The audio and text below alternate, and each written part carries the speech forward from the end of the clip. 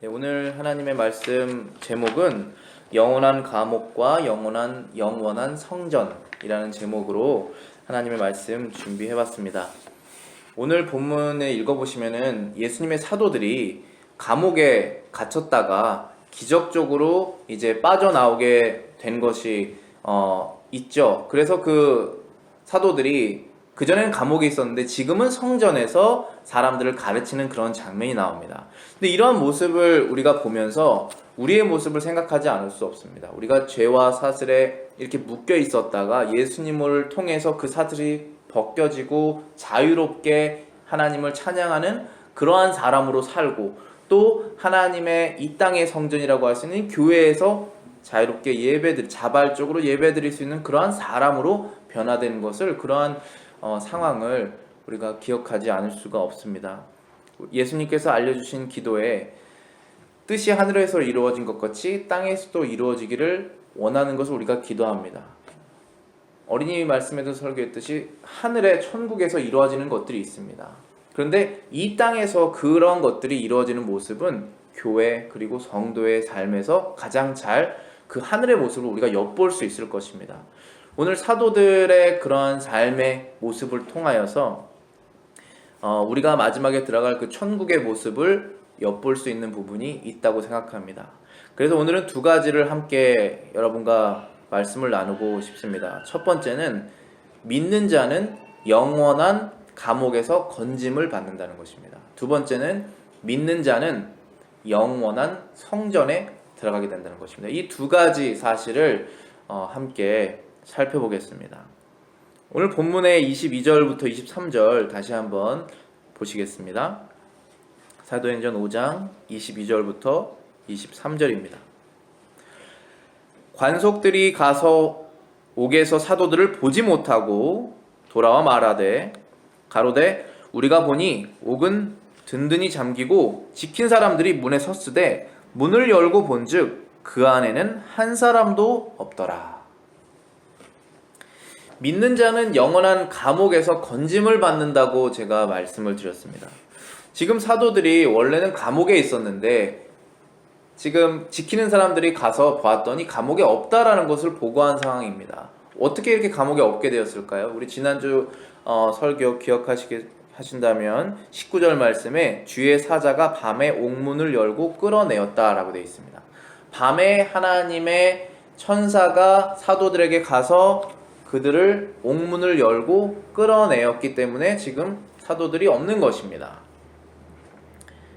이런 감옥에서 사도들이 잡혔다가 기적적으로 빠져나오는 장면이 사도행전에 몇 번 기록되어 있습니다. 바울과 실라도 사도행전 16장 26절에 보면은 갑자기 큰 지진이 나서 옥터가 움직이고 문이 다 열려서 그 모든 사람들의 메인 사슬이 풀렸다라는 것이 기록되어 있습니다. 이러한 감옥은 그냥 단순히 감옥이 아니라 든든하게 완전하게 잠겨있는 그러한 감옥입니다. 그곳에서 지금 사도들이 풀려났다는 것입니다. 23절에 보시면은 옥이 든든하게 잠겨있고 지킨 사람들도 문에 서 있는데 문을 열고 보았더니 그 안엔 사람이 없더라 라는 것입니다. 분명히 문도 잠겨있고 빠져나가지 못하도록 지키는 사람들로 밤새도록 지켰다는 것입니다. 그런데 들어가 봤더니 잡아놓은 사람이 없어진 허탈한 그런 상황이 된 것이죠. 우리 이런 상황을 보고 예수님을 생각하지 않을 수 없습니다. 예수님을 죽이려고 수많은 계획들을 세우고 그리고 결국은 죽이고 그 다음에 무덤에 묻고 그 돌무덤의 문을 닫아서 지키게 하지 않았습니까? 그런데 예수님이 그 안에 계속적으로 계시지 않으셨죠. 무덤에 있지 않을 뿐더러 예수님의 생명을 그들이 빼앗아갔죠. 실제로 목숨이라는 것이 끊겨서 죽으신 것 아닙니까? 그럼 사람은 죽으면 다시 살아날 수가 없죠. 부활의 때 전까지는. 근데 예수님께서는 3일 만에 다시 살아나셔서 그들이 정말 끝까지 감옥이라는 것을 이제 만들어서 집어넣고 싶으면 그 죽음이라는 감옥에 집어넣으면 다시 살아날 수 없지 않습니까? 거기까지 집어넣은 것입니다. 그런데 다시 살아난 그들의 입장에서는 허탈한 상황이 된 것이죠. 사도행전 2장 24절에는 이렇게 말씀하십니다. 하나님께서 사망의 고통을 풀어 살리셨으니 이는 그가 사망에게 매여 있을 수 없음이더라. 사람에게 사망이란 감옥입니다. 거기에서 기다리고 있다가 마지막에 영원한 감옥에 들어갈 때까지 기다리고 있는 것입니다. 그런데 예수님에게는 그 사망이 감옥이 아니죠. 사망이라는 것이 예수님을 매여 있을 수 없게 되는 것입니다. 예수님을 붙잡을 수가 없다는 것입니다. 왜 그렇습니까? 예수님은 생명의 주인이시고 죄가 없으시기 때문에 사망이라는 것이 예수님에게 힘쓸 수가 없는 것입니다. 그럼 우리는 어떻습니까? 우리는 사망에게 매여 있는 존재입니까? 매여 있지 않은 존재입니까? 당연히 매여 있는 존재입니다. 이 세상 사람 중에 안 죽은 사람이 하나도 없지 않습니까? 죄를 짓지 않은 사람이 하나도 없지 않습니까? 그래서 우리는 반드시 죽을 수밖에 없는 것입니다. 사망이 우리를 맬 수밖에 없는 것입니다. 죽었으면 다시 살아날 수가 없는 것입니다.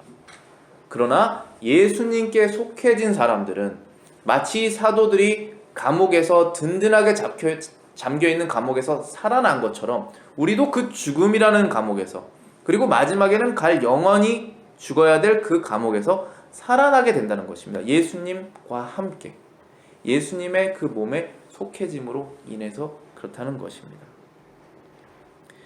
베드로전서 2장 9절에는 하나님께서 이렇게 말씀하십니다.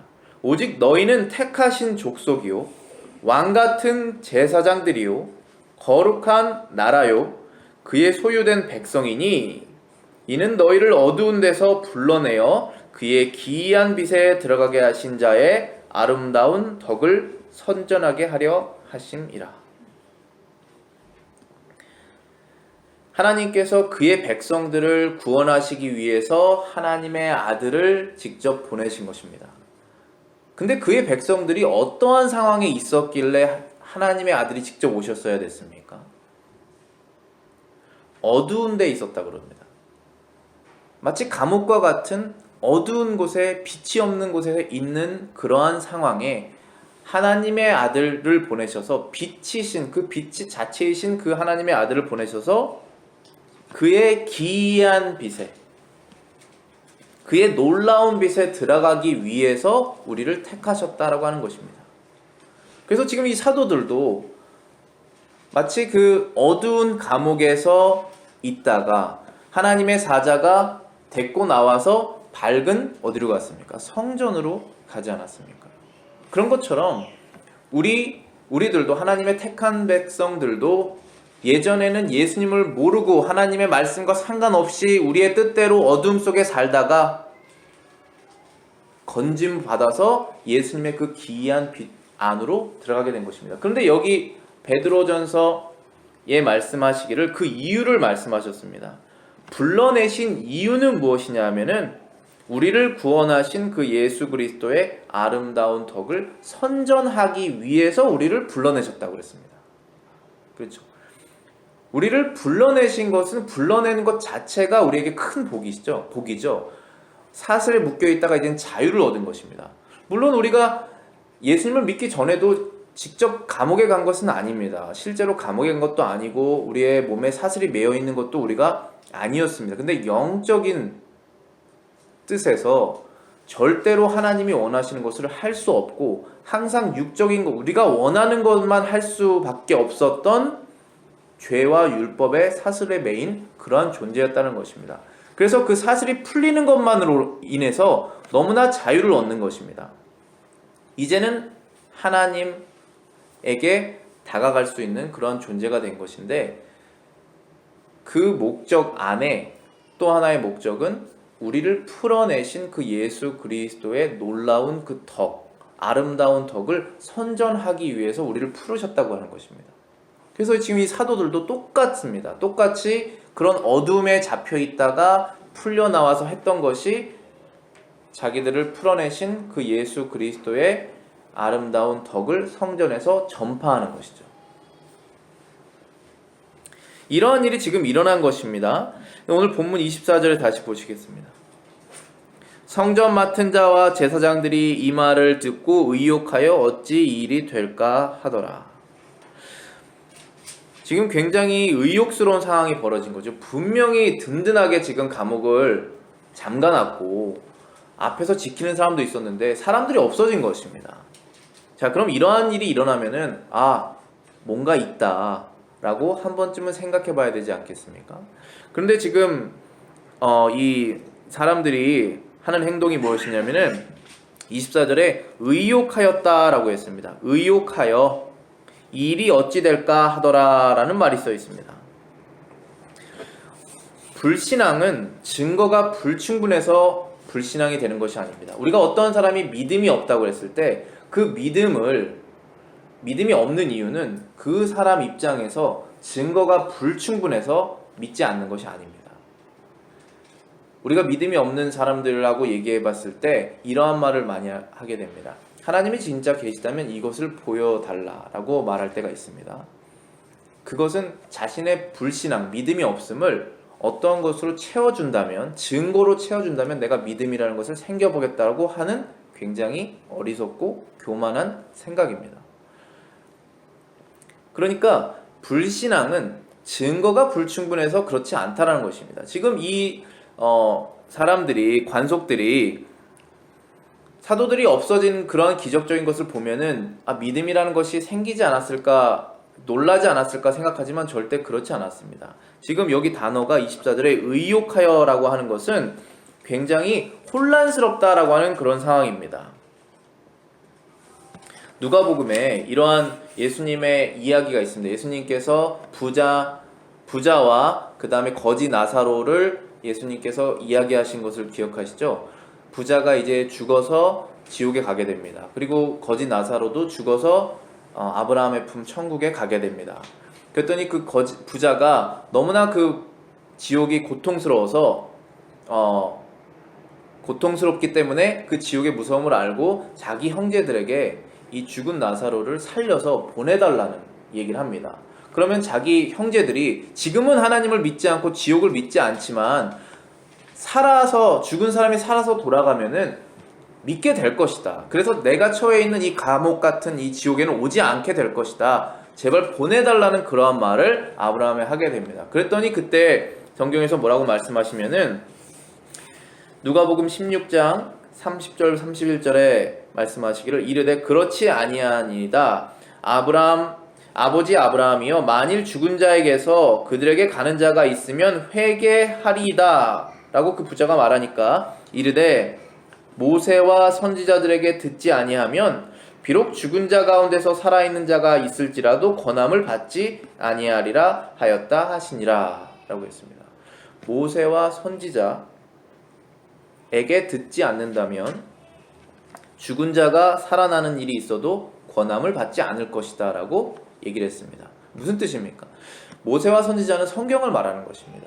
지금 신약시대에 이런 말씀을 하셨기 때문에 신약 성경이 아직 이루어지지 않은 상태였고 지금 성경이라고 하면은 모세 그리고 선지자 이 구약 성경을 말하는 것입니다. 이 구약 성경에 있는 내용을 말했는데 듣지 않는 사람은 죽은 사람이 깨어나서 내가 천국에 가봤습니다 라고 말을 해도 안 믿을 것이다 라는 얘기를 하는 것입니다. 우리가 하나님 그리고 천국 지옥을 이것만 있으면 내가 믿겠다라고 하는 그 증거 중에 가장 큰 증거가 어쩌면 실제로 가본 사람이 말하면은 그걸 믿는 증거가 가장 큰 거겠죠. 지금 실제로 죽은 후에 천국에 가봤다가 다시 살아나서 내가 천국에 가봤다 그리고 지옥이 있더라고 말해도 성경을 믿지 않는 사람이면 안 믿는다는 얘기를 하는 것입니다. 증거가 불충분해서 믿음이 안 생기는 게 아닙니다. 악해서 안 생기는 것입니다. 어리석어서 안 생기는 것입니다.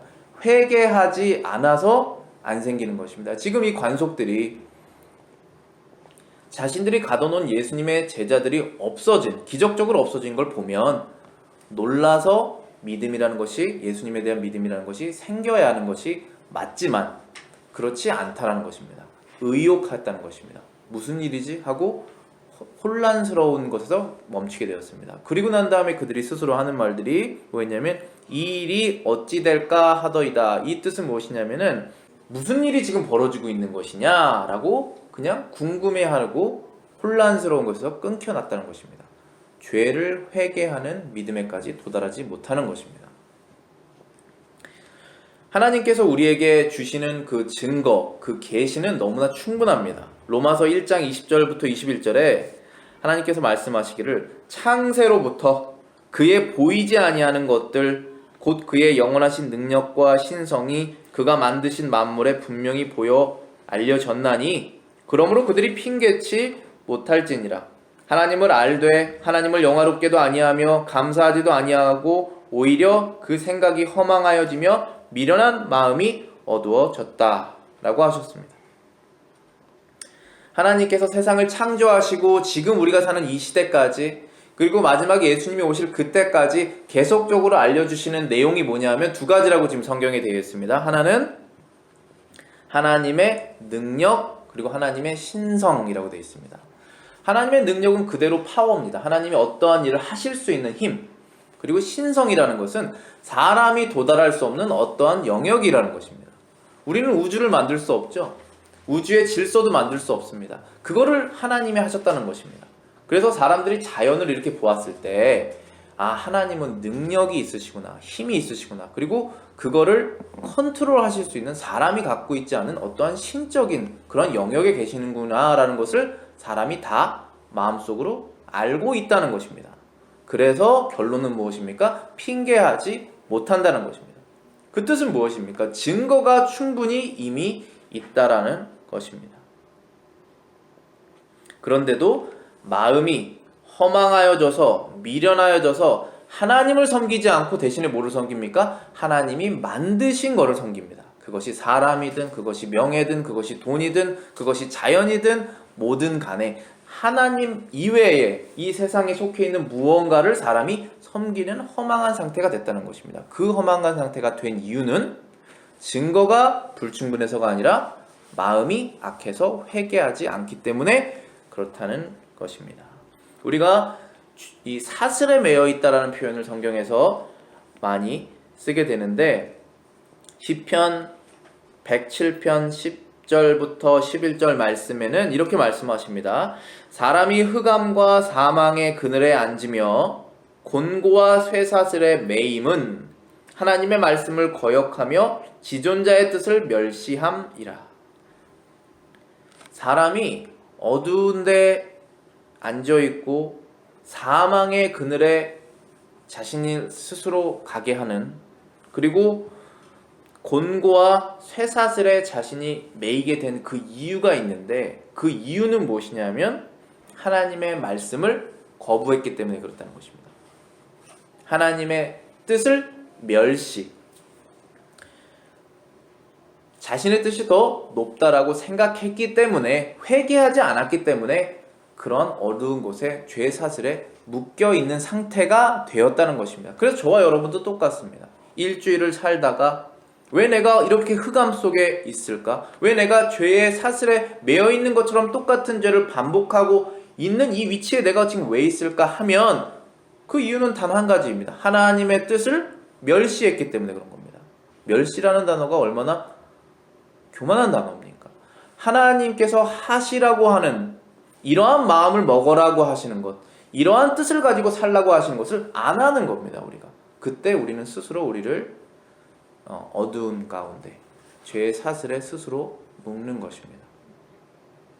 그러나 우리는 이 사도들처럼 그 사슬에서 빠져나올 수 있는 그러한 힘을 하나님께로 받은 것이잖아요. 믿음이라는 것이 생겨서 예수님께 우리가 의존했을 때 다시 우리는 그 놀라운 빛으로, 어둠에서 빛으로 가게 되는 것입니다. 회개하지 않는 사람은 행위대로 심판을 받는다고 하는 무서운 말씀을 하십니다. 요한계시록 20장 15절부터 15절에 내가 또 보니 죽은 자들이 큰 자나 작은 자나 그 보좌 앞에 서 있는데 책들이 펴있고 또 다른 책이 펴있으니 곧 생명책이라 죽은 자들이 자기 행위를 따라 책들에 기록된 대로 심판을 받으니 바다가 그 가운데서 죽은 자들을 내주고 또 사망과 음부도 그 가운데서 죽은 자들을 내주매 각 사람이 자기의 행위대로 심판을 받고 사망과 음부도 불못에 던져지니 이것이 둘째 사망 곧 불못이라. 누구든지 생명책에 기록되지 못한 자는 불못에 던져지리라. 이 지옥이 결국은 영원한 감옥이 되겠죠. 근데 영원한 감옥에 들어가기 전에 하나님은 공정한 하나님이시기 때문에 심판을 하셔야 됩니다. 우리가 이 동네 법원에 가도 그 재판장이 공정하지 않으면 얼마나 반감을 사겠습니까? 근데 하나님은 얼마나 공정하신 하나님이시겠습니까? 한치의 오차도 없고 타협도 없으신 것입니다. 누가 좀 멋있게 생겼거나 누가 어떠한 명예를 가지고 있어서 그 사람의 죄를 낮게 책정하지 않으실 것입니다. 그만큼 공정하신 하나님이실 것입니다. 그 하나님께서 하시는 심판이 얼마나 두렵겠습니까? 근데 그 심판의 기준이 뭐라고 했습니까? 여기에 행위대로 심판한다고 했습니다. 우리의 말, 우리의 생각, 우리의 행동, 우리의 삶을 하나님께서 저울에 달아보시고 그리고 그것을 하나도 잊어버리지 않는 그 완전하신 기억력으로 그리고 우리도 지나갔던 그러한 것들까지도 다 끄집어내셔서 심판을 하신다면 그것보다 두려운 결과가 어디 있겠습니까? 그것보다 더 충분한 회개하라는 증거가 어디 있겠습니까? 그러나 하나님께서는 우리의 죄를 기억하시지 않는다고 말씀하셨습니다. 예수 그리스도를 믿는 사람들에게서는 그것이 바로 구원의 메시지입니다. 그러나 회개하지 않는 이 하나님의 말씀 구원의 초대를 멸시하면 하나님의 아들의 죽음을 멸시하는 것이기 때문에 그때는 용서가 없을 것입니다. 반드시 그가 원했던 대로 그가 원했던 대로는 내 스스로 의인이 되고 싶었던 것입니다. 자신이 의인이 되고 싶었던 그 뜻대로 그 심판을 행위대로 하실 것입니다. 그것이 그가 변하지 않았던 회개하지 않았던 그의 뜻이었기 때문에 하나님의 뜻을 거부하고 나는 내 스스로 의인이 되겠다 라고 했으니 그 죄값을 치르게 되는 것입니다. 영원한 감옥에 떨어지게 되는 것입니다. 그러나 두 번째 주제로 믿는 자들은 영원한 감옥에서 건짐을 받아서 어디로 들어가냐면 영원한 성전에 들어가는 것입니다. 오늘 너무 재미있는 것이 이 본문에서 사도들이 감옥에서 빠져나와서 그냥 길가에 자기 집으로 간 것이 아니라 성전에 들어갔습니다. 다시 25절 말씀 보시겠습니다. 사람이 와서 고하되 보소서 옥에 가두었던 사람들이 성전에 서서 백성을 가르치더이다. 이 문장이 굉장히 재밌습니다. 지금 관속들이 가가지고 봤더니 옥에 가두었던 사람은 없고 그 사람들이 성전에 있다라고 얘기를 하는 것입니다. 근데 이게 헬라어 그 원문을 보면은 그 단어의 순서가 굉장히 재밌는데 그거를 제가 그대로 그 단어 순서대로 그대로 영어로 번역을 해보면은 이렇게 되어 있습니다. 주보에 써 있는데요. Those men you put in the prison are in the temple. 그 사람들, 너희들이 감옥에 가두었던 그 사람들은 성전에 있다 라고 말한 것입니다. 그리고 성전에서 다른 사람들을 서서 가르친 것입니다. 그러니까 지금 이 사도들은 감옥에 사람들이 집어넣었지만 하나님이 다시 성전에 데리고 가신 것입니다. 그것이 우리 믿는 사람들의 운명이고 그것이 결정된 길입니다. 우리의 죄는 우리 스스로의 죄, 마귀로부터 유혹을 받아서 짓는 이 스스로의 죄는 우리를 감옥에 쳐넣지만 하나님은 하나님의 아들로 우리를 성전으로 집어넣으시는 것입니다. 그러면 이 영원한 성전이라는 것은 무엇입니까? 제가 어린이 성경에서 지금 어린이 설교 때 그 천국의 모습, 새 예루살렘, 하늘로부터 내려오는 새 예루살렘 그 그림 참 찾기도 어렵고 어떻게 그려야 될지도 어렵지만 일반적인 그런 아이디어를 제가 보여준 것인데 성경에서는 항상 하늘로부터 새 예루살렘이 내려온다라는 그 표현을 쓰시는데 그걸 Holy City, Holy Jerusalem City라고 이렇게 표현하십니다. 거기에는 문이 있고 그리고 그 안에 이제 예루살렘이면 성전이 있어야 되지 않습니까? 지금 우리 팔레스타인에 예루살렘이라는 나라가 있잖아요. 그 안에 성전이 있어야 되는 장소에 지금 골든돔이 있는데 솔로몬이 지은 성전, 그 성전 위치에 성전이 있어야 되는 것이 원래는 예루살렘인데 우리가 마지막에 들어갈 새 예루살렘은 성전이 없습니다. 요한계시록 21장 10절하고 22절 부터 한번 읽어보시겠습니다. 제가 읽겠습니다. 성령으로 나를 데리고 크고 높은 산으로 올라가 하나님께로부터 하늘에서 내려오는 거룩한 성 예루살렘을 보이니 22절에 성 안에서 내가 성전을 보지 못하였으니 이는 주 하나님 곧 전능하신 이와 및 어린 양 그 성전이심이라. 어린 양이 그 성전이심이라. 지금 사도 요한이 반모섬에서 비전으로 미래에 일어날 일을 본 것입니다. 이것이 역사적으로 우리 인류의 역사적 시간상에 일어나는 일을 마지막 끝에를 본 것입니다. 영적인 세계를 보는 것이 아니라, 물론 역사와 영이 만나는 시점이겠죠. 그런데 지금 사도 요한이 성령으로 하늘로 올라가가지고 하늘로부터 내려오는 거룩한 성 예루살렘을 보았는데 그 성 예루살렘 성 안에 들어가 본 것입니다. 그랬더니 그 안에는 성전은 없더라. 왜 성전이 없습니까? 이는 주 하나님 곧 전능하신 이와 및 어린 양이 그 성전이시기 때문에 그렇다. 예수님, 하나님과 그 예수님이 성전이시라는 것입니다. 23절 보시겠습니다. 그 성은 해나 달의 비침이 쓸데없으니 이는 하나님의 영광이 비치고 어린 양이 그 등불이 되심이니라. 거기에는 해가 필요 없다는 것이죠. 어떠한 빛도 필요 없습니다. 왜냐하면 하나님, 예수님께서 자체적으로 빛을 내시기 때문에 그렇다는 것입니다. 24절에 만국이 그 빛 가운데로 다니고 땅의 왕들이 자기의 영광을 가지고 그리로 들어가니라.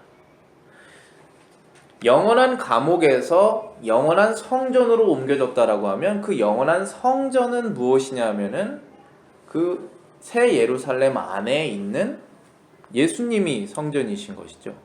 그리고 우리는 예수님을 믿는 사람은 그 예수님이 머리이시고 우리는 그 몸이라고 표현하고 있지 않습니까? 우리는 예수님 안에 속해지면서 그 나라에 들어갈 수가 있게 되는 것입니다. 그런데 영원한 성전이 예수님 안에 속하지 않은, 믿음이 없어서 회개하지 않아서 예수님 안에 속하지 않은 사람은 어떻게 됩니까? 두려움을 안고 이 생을 살아가게 되고 마지막엔 그 두려움의 결과인 영원한 심판을 받게 되는 것입니다. 26절에 그 특성이 잘 드러나 있습니다. 두려워하는 그러한 모습입니다. 성전 맡은 자가 관속들과 같이 가서 저희를 잡아왔으나 강제로 못함은, 이제 성전 맡은 자들과 관속들이 성전으로 가서 사도들을 다시 잡은 것입니다. 그런데 잡을 때 힘으로 하지 않았다는 것입니다. 강제로는 못함은 백성들이 돌로 칠까 두려워했기 때문이다 라고 적혀 있습니다. 지금 이들은 무엇을 두려워하고 있습니까? 백성들, 사람을 두려워하고 있고 죽음, 돌을 두려워하고 있는 것입니다. 사람은 태어나면서부터 살다가 언젠가는 죽기 때문에 죽음이라는 것이 다 정해져 있습니다. 그런데 죽음이라는 것을 두려워하여서 종처럼 산다는 표현을 성경에서 하십니다. 어차피 죽을 것인데 왜 두려워해야 됩니까? 논리적으로는 그것이 맞지 않습니다. 어차피 죽을 것이면 두려워할 필요는 없는 것입니다. 그런데도 불구하고 사람은 죽음을 두려워하기 때문에 종노릇을 하는 것입니다. 왜 그렇게 될 수밖에 없냐면 그 죽음이 끝이 아니기 때문에 그런 것입니다. 다 마음속에 그것을 알고 있는 것입니다. 그 죽음 후에 있을 영원한 죽음, 둘째 사망이라고 표현하는 그 죽음을 실제로는 두려워하여서 종처럼 사는 것인데 무엇에서 종입니까? 죄의 종이자 율법의 종인 것입니다. 그러한 삶을 살아서 사람을 두려워하고 죽음을 두려워하게 되는 것입니다. 그러면 영원한 성전, 그 예수님에게 속한 사람들은 어떠한 삶의 변화가 생기게 됩니까? 하나님께서 그들을 지으신 목적대로 살게 되는 것입니다. 베드로전서에서 말씀하신 것처럼 그의 놀라운 아름다운 덕을 전파하기 위해서 그들이 구원받지 않았습니까? 그 목적대로 살아가게 됩니다. 하나님의 말씀을 전하고 하나님의 말씀을 순종하는 삶으로 바뀌게 됩니다. 28절 말씀에 가로되 우리가 이 이름으로 사람을 가르치지 말라고 엄금하였으되 너희가 너희 교를 예루살렘에 가득하게 하니 이 사람의 피를 우리에게 돌리고자 함이라. 지금 사도들이 풀려나서 다시 성전에서 사람들에게 가르쳤던 내용이 무엇이냐 하면은, 여기 지금 28절 표현에서는 너희의 교라고 되어 있지만 영어로는 your doctrine, 그냥 쉽게 말해서 너희들의 가르침을 예루살렘에 다 퍼지게 하였다라는 것입니다. 근데 지금 사도들이 가르치고 있는 이것이 사도들의 가르침이지 않죠. 사도들은 성령에 충만한 상태에서 자기 말을 하지 않고 있습니다. 예수님에게 배운 예수님의 이 성경 말씀을 그대로 전하고 있는 것입니다. 너희들의 가르침이 아니라 결국은 그들의 구원자인 주님이신 예수님의 가르침이 예루살렘에 가득 찼다라고 하는 것입니다. 그리고 또 뭐라고 말했습니까? 이들이 두려워하면서 말하기를 이 사람의 피를 우리에게 돌리고자 함이라. 이 사람은 누굽니까? 그들이 죽인 예수, 그 예수의 피를 우리들에게 돌리고자 너희들이 계속적으로 그러한 가르침을 하고 있다라고 말한 것입니다. 사도행전 7장 52절 56절 제가 읽어보겠습니다. 너희 조상들이 선지자들 중에 누구를 박해하지 아니하였느냐? 의인이 오시리라 예고한 자들을 그들이 죽였고 이제 너희는 그 의인을 잡아준 자요 살인한 자가 되었나니 말하되 보라 하늘이 열리고 인자가 하나님 우편에 서신 것을 보라 한데 그들이 돌로 스데반을 치니 스데반이 부르짖어 이르되 주 예수여 내 영혼을 받으시옵소서 하고 무릎을 꿇고 크게 불러 이르되 주여 이 죄를 그들에게 돌리지 마옵소서 이 말을 하고 자니라. 지금 스데반이 얘기하고 있는 내용은 그 유대인들에게 구약 성경에 수많은 선지자를 하나님이 보내셔서 지금 얘기를 하면은 회개하라는 얘기를 하면은 돌로 쳐서 죽였다는 것입니다. 박해했다는 것입니다. 박해를 했습니다. 그런데 이제는 그 선지자들이 예언한 그 의인이 오실 것이니까 천국이 가까웠으니까 회개하라는 것이지 않습니까? 그 천국의 주인은 예수님이고 그 천국 자체이신 그 예수님이 이제 실제로 오셨더니 이제는 선지자들을 죽이다가 그 천국의 주인 그 의인까지도 죽였다라는 얘기를 하는 것입니다. 오시리라 예고한 자들을 그들이 죽이고 이제는 그 의인을 잡아준 자요 살인한 자가 되었다라고 말했고, 그리고 스데반이 성령이 충만하여서 하늘을 보았더니 하늘이 열리고, 자 영적으로 지금 이 하늘을 본 것이죠. 이 파란 하늘이 열리고 그 까만 우주의 하늘이 열리고 그 위에 있는 상징적으로 있는 그 하늘의 천국에 있는 예수님이 서 계신 것을 영적으로 본 것입니다. 지금 사도 요한이 본 것처럼 그때 그 본 것을 말하게 되죠. 말했더니 그들이 돌로 스데반을 치니 주 예수여 내 영혼을 받으시옵소서 하고 이 죄를 그들에게 돌리지 마옵소서 하고 이제 스데반이 죽게 되면서 성경이 기록하기를 이 말을 하고 자니라. 죽었다는 표현을 쓰지 않습니다. He fell asleep. 그 믿음을 갖고 죽은 사람은 이제 죽는 것이 아닙니다. 이 죽음이라는 것이 감옥이 되지 않습니다. 예수님을 믿는 사람은 감옥이 아니면 뭡니까? 자는 곳이라고 말하지 않습니까? 죽음에서 언젠가는 다시 살아날 것이기 때문에 그 죽음이라는 것이 세상 모든 사람에겐 감옥입니다. 감옥 중에 제일 최고형이 무엇입니까? 사형이지 않습니까? 그 사형 선고에서 벗어나게 된 것입니다. 자고 있는 것입니다. 무덤에서. 그것이 바다에 던져졌든 땅에 있든 자고 있다가 마지막에 예수님이 오실 때 알람 시계가 울리는 것처럼 나팔이 불리면 일어나는 것입니다. 그래서 감옥이 될 수가 없죠. 자는 것이 되는 것입니다. 29절 말씀 보시겠습니다. 성전에 들어간 자는 그 구원의 목적대로 하나님의 말씀을 순종하게 됩니다. 베드로와 사도들이 대답하여 가로되 사람보다 하나님을 순종하는 것이 마땅하니라. 하나님의 말씀을 순종하는 변화가 생기는 것입니다. 하나님의 성전에 들어가는 것을 확신으로 믿게 되는 사람은, 여기 순종하는 것이 마땅하니라 라고 되어 있는 것이 It is necessary 라는 뜻입니다. 그것을 해야만 한다 라는 뜻입니다. 그것이 반드시 필요하다는 것입니다. 사람보다 하나님을 순종하는 것이 반드시 필요하다라는 것입니다. 우리는 순종하는 것이 선택이라고 생각할 때가 있지만 그렇지 않습니다. 선택의 여지가 없는 것입니다. 하나님은 항상 한 길만 주십니다. 그것을 선택하는 것이 필요하다라고 말하였습니다. 영원한 성전에 들어가는 자들은 예수님과 함께 영원히 살게 될 것입니다. 이미 그 성전에는 살아계신 예수님이, 스데반이 본 그 예수님이 살아계시기 때문에, 도마가 그때 만져봤던, 그리고 베드로가 함께 조반을 함께 먹었던, 그리고 수많은 사람에게 육신으로 보여줬던 그 예수님이 하나님의 나라 천국에 지금 살아계십니다.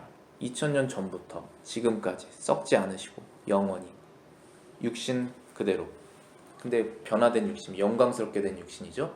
그 모습대로 살아계신 그 예수님과 함께 영원히 천국에서 살게 될 것이라고 성경은 우리에게 예언하고 있습니다. 30절 말씀 보시겠습니다. 너희가 나무에 달아 죽인 예수를 우리 조상의 하나님이 살리셨다라고 그랬습니다. 너희는 죽였지만 하나님은 살리셨다. 부활하신 예수님은 다시 죽지 않으실 것이다 라는 것입니다. 그래서 그들은 회개를 해야 됐습니다. 31절에 이스라엘로 회개케 하사 죄사함을 얻게 하시려고 그를 오른손으로 높이사 임금과 구주로 삼으셨다라고 하셨습니다. 예수님이 지금 어떤 분이신지를 31절에 말하고 있습니다.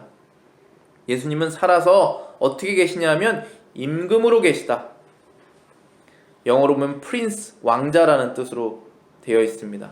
그리고 구주, 우리를 구원하신 세이비어이시다 라고 말씀하셨습니다. 그래서 이스라엘은 회개를 해야 되고 죄사함을 얻어야 한다라고 말씀하신 것입니다. 자, 이것의 증인이 누구냐 하면 사도들과 성령이다 라고 하는 말씀을 32절에서 하십니다. 32절 말씀에 우리는 이 일의 증인이요 하나님이 자기를 순종하는 자들에게 주시는 성령도 그러하니라.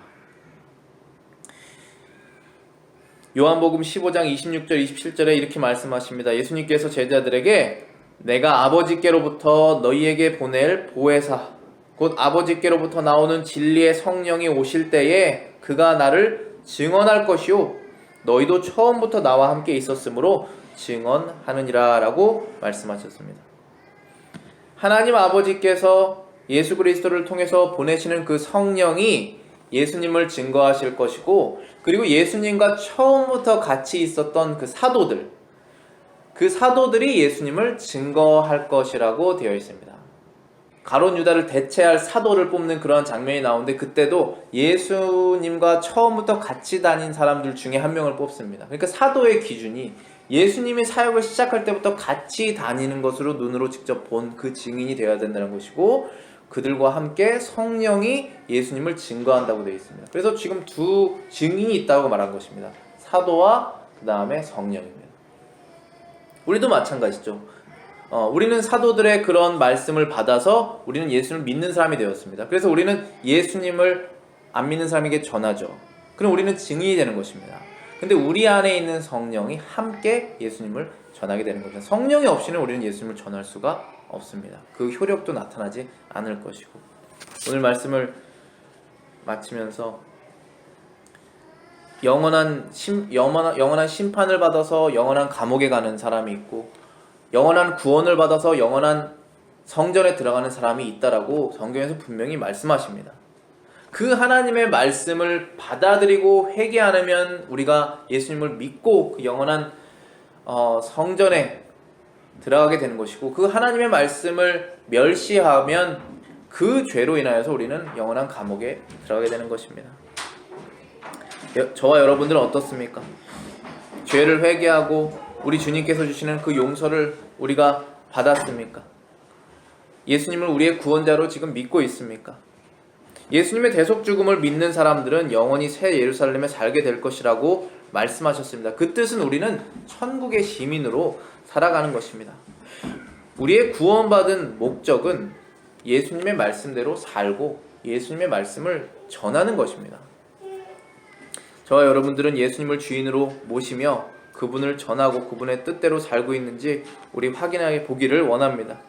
우리 안에 계신 성령의 도움을 받아서 놀라운 하나님의 말씀을 세상에 전하고 또 그 말씀대로 살으라고 우리를 이 땅에 지금 살게 하시는 것입니다. 그 삶을 살다가 우리는 마지막에 우리의 행위대로 심판을 받지 아니하고 예수님의 행위대로 심판을 받아서 천국에 들어가게 되는 것입니다. 이 믿음을 끝까지 지키시는 저와 여러분들 되시기를 바라겠습니다.